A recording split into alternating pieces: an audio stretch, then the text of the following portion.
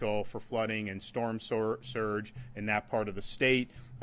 You also, because of the track it's taking, expect a major impact somewhere in that area, but it's also going to continue moving throughout the state, and it's actually going to exit probably somewhere Volusia, Flagler, St. Johns counties. So that's going to take tropical storm force winds at a minimum up through almost like it's riding I-4.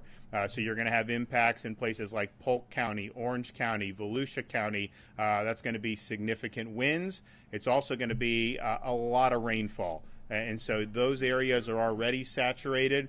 You're going to end up with more. That is going to cause hazards for trees falling down. It will likely interrupt power for many communities in that part of the state, and this is going to be working its way. You'll have the first landfall will be tomorrow night, Wednesday night, but it's going to meander through the state all the rest of Wednesday night, all of Thursday, and it's going to exit most likely sometime on Friday morning. So this is going to be a lot of impacts, and they will be felt far and wide throughout the state of Florida. I want to commend our counties on Florida's Gulf Coast for all their hard work in doing preparations, particularly over the last week. We also have a lot of residents in those counties. Many of them know the drill, but many of them are also new to Florida. And you've seen all reports that we've received from Lee and Charlotte and Sarasota all the way into Tampa Bay area is by and large people are taking appropriate precautions. When you look at storm surge of this nature, that is a very life-threatening hazard when you're talking about 10 feet, 12 feet of storm surge, which you could see in certain parts of this when it makes landfall. It's also going to produce a massive amount of rain. It is going to produce major flooding. The storm, when it impacts land, it's expected, yes, it will weaken, but it will also slow, which means it's just going to be churning out rain, moving at a snail's pace. That rain is going to pile up very quickly in different parts of southwest Florida. So these hazards are real. We want people to be able to take the appropriate precautions. Listen to your local emergency management officials. There have been evacuations now in place for some time up and down the Gulf Coast of Florida. As the storm moves in, you're going to potentially have directives issued from folks in the interior of our state or even on the east coast of the state for low-lying areas that absolutely could end up flooding due to this storm. So listen to that and heed those instructions and make sure you're doing what you need to do to be able to protect yourself. So we now have over 2.5 million people that are under some type of evacuation order, and that includes people in counties such as Charlotte, Citrus, Hernando, Hillsborough, Lee, Levy, Manatee, Pasco, Pinellas, Sarasota counties, Collier, Gilchrist, Glades, Highland, and Taylor counties. Make sure you know your evacuation zone. You go to floridadisaster.org/plan-prepare, floridadisaster.org/plan-prepare. We can rebuild property, we can fix infrastructure, you can fix your home. You don't get a mulligan when your personal safety is at risk. And so we know this thing is going to be hitting the state directly sometime tomorrow evening. You still have some time, but that time is rapidly running out. Florida Department of Transportation and Florida Highway Patrol have been in coordination. Once the traffic on I-4 reduced to under 40 miles an hour and you started to see the buildup, they have activated the emergency shoulder use on I-4 eastbound from Tampa to Orlando. This will add capacity and will allow the evacuations to move more quickly. In this area, motorists can use the left shoulder. And then in Orlando, where the shoulder use ends, there are several roads where motorists can move north or south, or they can continue on I-4 in the normal traffic lanes. And we do emergency shoulder use rather than the one-way traffic because you still need to be able to get people into where the storm is coming with supplies and all sorts of other things. And so this has been studied by this department for a decade, and this has proven to be the superior way to do it. There is not yet emergency emergency shoulder use on I-75 because the traffic is flowing. If that traffic does go to the point where it's under 40 miles an hour sustained, then they will execute that. Why wouldn't you just execute it regardless? Well, because it's hazardous to have people going 75 miles an hour on a shoulder, and that's where the traffic has been by and large. But we understand that can change, and the FDOT has been instructed by me and Kevin to make sure that they make those appropriate adjustments. We've also suspended tolls on additional roads. We had all the tolls in the Tampa Bay area, of course, as well as I-75 going into Alligator Alley. We now have State Road 91, the Turnpike Mainland from Osceola Parkway north to I-75, State Road 417, Southern Connector Extension, Central Florida Greenway and Seminole Expressway, State Road 429, the Western Beltway, State Road 408, State Road 429, State Road 528, the Beach Line, State Road 414, State Road 538, State Road 453, State Road 551, I-4 Express, and State Road 552. So those are all the main toll roads in Central Florida. We have the Tampa Bay area, you have it going into Alligator Alley, and now you have that. A list of all the facilities can be found at fdot.gov/Ian toll suspension, fdot.gov/Ian toll suspension. And as we continue to monitor the path, if there are more tolls that need to be suspended, of course, we will do it. We announced earlier today, but want to make sure everyone knows that if you are seeking shelter in a hotel, that Expedia has partnered with Visit Florida to provide access to hotel rooms in our state. If you go to expedia.com/Florida, expedia.com/Florida, you can see what is available. And again, if you're called upon to evacuate, you don't need to necessarily evacuate hundreds of miles away. You're being called to evacuate because of the threat of storm surge and flood risk. If you get to higher ground, most of the places in the state of Florida are going to be able to handle hurricane force winds, and so you'll be able to be there for the storm, then hopefully return as soon as possible. Don't leave your pets behind. Helpful information about planning for your pet is also available at floridadisaster.org/plan-prepare, floridadisaster.org/plan-prepare. Almost every pet shelter is going to be pet friendly. People understand that that's important, and it is important that we're taking care of our pets. So as of 3 p.m., almost 100 shelters, including more than 50 special needs shelters, have been opened, mostly along the Gulf Coast region of the state of Florida. There's more shelters that are constantly being added, and particularly as the track of the storm changes, you're going to see more counties shift into that mode in different parts of Florida. Go to floridadisaster.org/shelters if you want to see the shelter availability, floridadisaster.org/shelters. We now have 56 school districts that have announced school closures. If you want the most up-to-date information on that, go to floridadoe.org/storminfo. We are at over 5,000 with the Florida National Guard.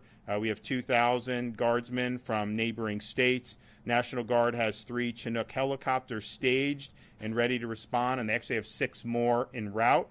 We have 5 urban search and rescue teams activated. We have 3 additional teams on standby as needed. And we have FWC, Florida Fish and Wildlife Conservation Commission, has officers placed all around the state in anticipation of heavy rains and flooding. They have high water vehicles as well as shallow draft boats that are available for immediate deployment in a search and rescue situation. We also have aviation assets for FWC that are on standby. Of course, Highway Patrol is surge personnel, and they will continue to do that as needed. And we'll hear from the Admiral, but U.S. Coast Guard has staged 21 rotary wing aircraft, 9 fixed wing aircraft, 4 cutters.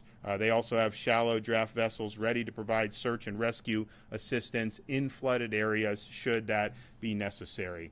As of today, 100% of operating long-term care facilities do have a generator on site, and we're happy about that. We now have over 30,000 linemen across the various utility companies, both investor-owned and municipal, as well as electrical co-ops that are staged for powered restoration across the state. And so we anticipate that that will grow.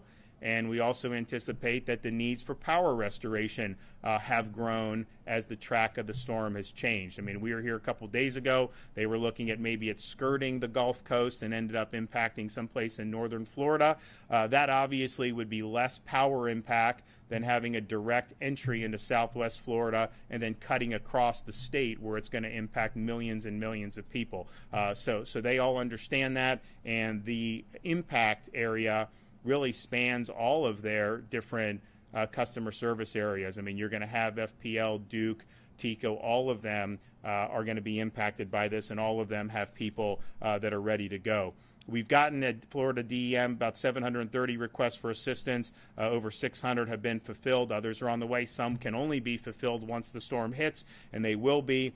As the track of the storm has shifted more south, Kevin Guthrie has shifted more resources to the southwest portion of the state, and so you have folks that are there, medical, shelter, a whole host of different ways to be able to help the folks there. We are bringing in more than 1 million gallons of fuel to support response efforts. We have 10 feeding kitchens staged in the area through our nonprofit partners. And then 15 hospitals and over 100 healthcare facilities have been evacuated across the Gulf Coast. For facilities that are not evacuating, it is our expectation that visitation is not restricted and patients are still able to see their families. But we do appreciate being able to speak with a number of folks with major hospital systems. If you have hospitals in low-lying area, they have a plan. They know this, they could be called upon to do it, and they've executed those plans. And we appreciate that, and we appreciate them working hard to keep these patients safe. Again, if you have any questions about what to do over the next, obviously, if you're on the west coast of Florida, this is something that is much more imminent. You are going to get, as we get into Thursday and Friday, you're going to see impacts all the way to the east coast of Florida. This thing's going to exit the state of Florida and most likely end up getting stronger, riding into the Atlantic, and then probably hitting Georgia, South Carolina, someplace like that. So this thing's the real deal. It is a major, major storm. I want the Admiral to come up and talk about some of the things that they're doing, and also just for me to be able to say we appreciate all the folks in the Coast Guard. Many are Florida residents, many are stationed here, and we appreciate the great job that you guys do. Thank you, Governor. So as the Governor said, I'm Rear Admiral Brendan McPherson. I'm the Senior Operational Commander for the Coast Guard in the Southeast, including the state of Florida. And we are working very closely with our local, state, and federal partners to prepare for this very dangerous, life-threatening storm. Our first number one priority is search and rescue and saving lives. So in order to do that, we've already dispatched 30 aircraft to the region. One of our largest air stations is right here in Clearwater. And so we've evacuated those aircraft. We've moved them to West Palm Beach. We have aircraft pre-positioned there, Miami, as well as Mobile, Alabama. Those aircraft will be ready to move into the area as soon as the conditions allow them to fly in there safely. I'd like to take this opportunity for anybody that is second-guessing. There's still time to evacuate. I would encourage you to do so if you were in one of those evacuation zones. While it sounds like we have a lot of resources, and we do, we really think it's more important that people evacuate, follow the local officials' guidance on that because of the strain it can put on it and the dangers to them and our air crews. In addition to saving lives, the other thing we're really focused on is being ready to reopen the ports as soon as the conditions allow. We have Coast Guard cutters and teams specially trained to be able to do that. Standing by as soon as conditions allow, we'll be working with our partners from the U.S. Army Corps of Engineers, along with NOAA, to conduct surveys, identify any hazards, and then open those waterways so that we can move commodities into the port of Tampa Bay as soon as possible. We recognize that those ports are critical to the safety, security, and the prosperity of the region. In addition to that, we'll also be prepared to respond to any spills or hazardous spills in or along the waterways, and we'll continue to work with our local partners along with EPA to do that. And finally, we will be ready to receive any mission assignments we may receive from the state of Florida through Federal Emergency Management Agency. And lastly, as the Governor indicated, the Coast Guard is not only responding to a hurricane. we are impacted by this as well. Nearly 5,000 Coast Guard men and women and families call this area home, and so we're doing everything we can to support them, to provide the assistance they need as they evacuate and their loved ones stand the watch. Thank you, Governor. Okay, Kevin Guthrie.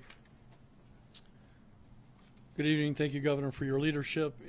You've been right here with us the entire time, so I certainly appreciate that, and I know the men and women of the Florida Division of Emergency Management do as well. Florida Division of Emergency Management remains in constant contact with all 67 counties.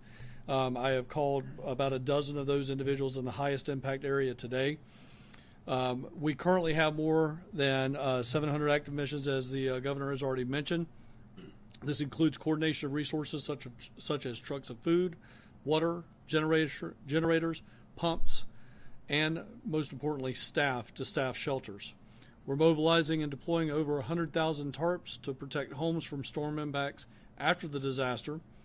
5 Florida urban search and rescue teams are activated and will be prepared to deploy to impacted areas around the state as response and recovery efforts begin. We have federal USAR teams from Texas, Virginia, Indiana here to help us as well. We also have another team from Ohio that is currently mobilizing.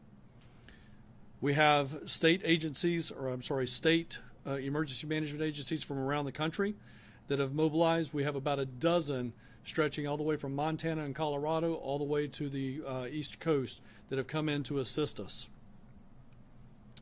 We're currently coordinating the provision of meals for first responders staged in Orange County. If residents have any questions about resources for Hurricane Ian, I urge them to reach out to their local emergency management agency or public safety office. If they cannot find the information there, they can go to our website at floridadisaster.org/plan-prepare. At this point in time, I urge everyone that is in an evacuation zone, that has been asked to evacuate, the time is now. You must evacuate now. There will be a point in time where you will not be safe to travel the roads. The time to evacuate is now. Get on the road. I want to further emphasize this, and many of you know that I was a local emergency manager before I came here. There will come a point in time when local public safety officials will not be able to respond to your help, your cry for help. They will not be able to do it. And you may be left to fend for yourself. Again, the time to evacuate is now. Governor, I want to thank you for your continued leadership and your partnership. Again, you've been steadfast and right here with us the entire time. Thank you. Yeah, and one of the things I think in terms of the evacuations, of course, you have some areas that are in barrier islands, of course, would be very prone to storm surge. You also have in Southwest Florida, really throughout the state, but certainly in the communities that may get hit with the initial impact of the eye of the storm, you've got a lot of mobile homes, and you have folks, and actually the way those are done, they actually can withstand 100-mile-an-hour winds. In South Florida, I think they have to do up to 110 to be certified, but you're looking at a Category 3 storm that is strengthening. It will become a Category 4 storm, and it may even be a Category 4 storm when it makes impact in what looks to be Southwest Florida. So that is not a risk that you want to take if you are living in some type of mobile home or manufactured housing. And I know a lot of people have left and have sought shelters, but it's my understanding that not everybody has. You still have time to do it. You do not have to evacuate hundreds of miles. Obviously, if you have friends, family, some of that, hotels, that's preferable. But as a last resort, these shelters are open. And I would just urge people to take advantage of that. I know it's not easy sometimes to leave your home, and I know people don't want to see anything bad happen when they get back. But the stakes are high. This is a very powerful storm. It will weaken once it gets on shore, and by the time it moves through the state, and it's not going to cut through the whole state as a Cat 4, but it very well may make impact as a Cat 4, and that's really, really serious business. Okay, any questions? Yes, sir. Governor, how would you characterize your conversations with President Biden as Ian approaches? So I have not personally spoken with the president, but FEMA has approved our pre-landfall request. We've had Gracia here really since the weekend. Gracia's been here; she's always around here, and so we feel like we have a good relationship with FEMA. I'm happy to brief the president if he's interested in hearing what we're doing in Florida. My view on all this is you got people's lives at stake, you got their property at stake, and we don't have time for pettiness. We got to work together to make sure we're doing the best job for them. So my phone line is open, and we're happy. But we do appreciate the quick approval of the pre-landfall declaration. Can you clarify the 2.5 or about 2.5 million people that are in hurricane evacuation zones? How many of those are in mandatory evacuation zones, and how many are voluntary? I think they're almost all are mandatory. I would say there's some counties that just don't do mandatory. Their view is we're going to issue this guidance. They urge them to do it, but their view is we're not going to go take people out of their homes or whatnot. So some of that may be a distinction without a difference. It just depends on how the counties apply it. Are you hearing anything about the hotel situation across interior Florida, where people are leaving the West Coast, heading inland? Is it filling up and backed up at hotels? So we have members from the FRLA that are a part of our ESF 18, which is our business and industry sector, just right here on the floor to give us that information. Right now, they have not come to us and said that there is no vacancy in essence. So again, I reiterate what the governor has already said. Expedia.com/Florida to start finding hotel rooms. If you're in a situation where you have the means to pay for a hotel, certainly there's still vacancy in the state of Florida for that. If you cannot afford that, then you need to be moving to a shelter, and you need to be doing that now. Yes. FEMA Administrator Chris Wells said today that she acknowledged concerns that Florida, as was said, lacks response to the storm so far, and that Whoa. Give me a break. That is nonsense. Stop politicizing, okay? Stop it. We declared a state of emergency when this thing wasn't even formed. We've had people in here, you've had counties doing, they've done a lot of hard work, and honestly, you're trying to attack me, I get, but you're attacking these other people who've worked very hard, and so that's just totally false. I don't think we've ever, certainly since I've been governor, declared a state of emergency this early. We made sure that we were very inclusive with it. We said that there was a lot of uncertainty, and we've worked to make sure the preparations that have been done and all this stuff, you talk to the people at the counties when they've needed something, stuff gets there very quickly because of what Kevin and his team have done. Can we also get you to talk about the historical significance of this storm surge? I mean, we have had hurricanes in the past that have had a lot of water, but are you doing anything differently because of the amount of water and the way it's looking like it could land, as you said, sit in a part of the state for so long? Well, I think that's why you have evacuations that have been ordered in the low-lying areas. And again, that's a county decision, but it's a decision we've supported and we've worked with them on because you do have potential historic storm surge. Now, we were here 24 hours ago. You were looking at maybe 10, 12 feet in the Tampa Bay area. Now, that has shifted to where that type of surge may be further down the coast in southwest Florida.